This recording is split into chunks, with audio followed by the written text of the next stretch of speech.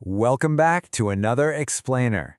Today, we are diving into a beautiful, timeless parable.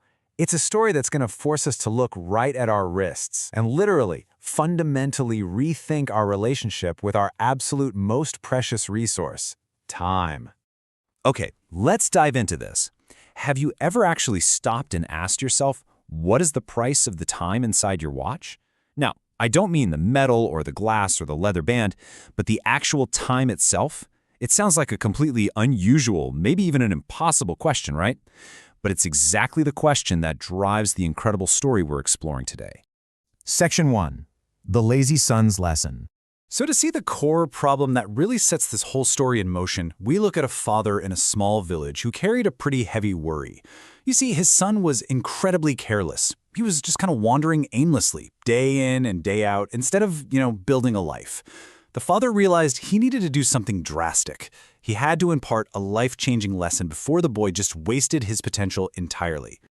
So the father gently calls his son over and gives him a super simple set of instructions. He says, "Son, there is a watch kept inside the cupboard. Bring it to me."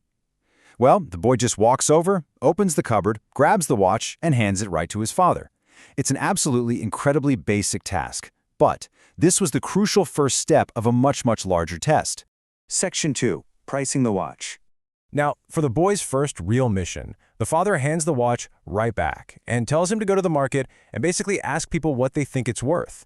And this brilliantly illustrates how arbitrary the physical value of an object can really be, because the quotes come back kind of all over the place. The first man says 500 rupees, the second man says 1,000, and a third guy says 800. Everyone was looking at the exact same physical watch, right? But the market placed totally different monetary values on it. So the boy heads back home and tells his father, "Everyone told me a different price for the watch. They couldn't agree at all. Some people gave the same price as others, sure, but there was absolutely zero universal agreement on what the object was actually worth." The father, well, he just smiled, told him to pop the watch back in the cupboard, and just let the day end. Moving on to Section 3, the foolish question.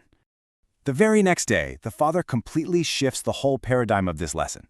He asks for the watch again, but this time his instructions are just bizarre. He says, "Now go to the market again, but this time don't ask the price of the watch. Ask people the price of the time inside this watch."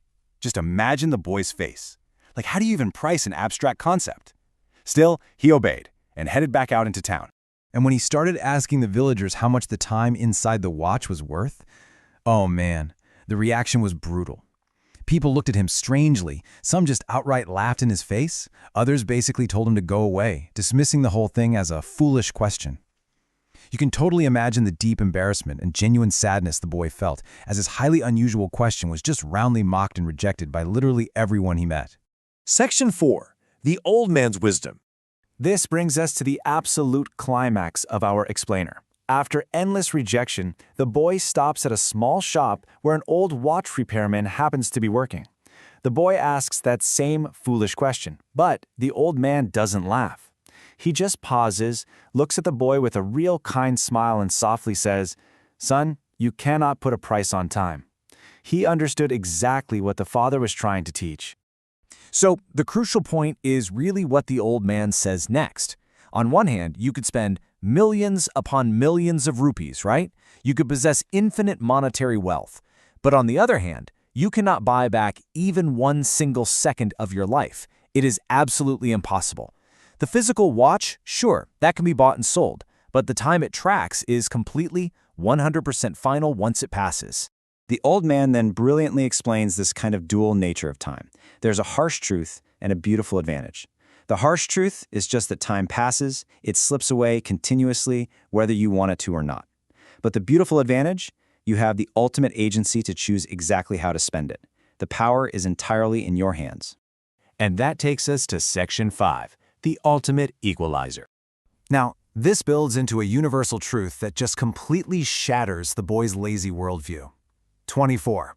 The old man tells the boy that everyone in this world, from the wildly rich to the desperately poor, they both get exactly 24 hours in a day. Time is literally the ultimate equalizer. There is no amount of status or money that can grant you a 25th hour. No way. The only real difference between any of us, the old man notes, is how we actually use those hours. And hearing this, the boy's eyes just filled with this sudden, intense understanding. a profound shift happened inside him. He thanked the old man, ran all the way home, and told his father absolutely everything. And you know what? From that day forward, his life changed completely. He stopped wasting his days just wandering around, he started working hard, and he finally understood the real value of every passing moment. And this brings us to the core philosophical rules of time that we can all take away from this explainer today. Let's break it down. Time is free for everyone, but it is entirely priceless. You cannot buy it, but you can use it. You cannot keep it, but you can spend it. And once the sand runs out, well, it is gone forever. Which leaves us with this final, really important thought. You have a fresh slate given to you every single morning.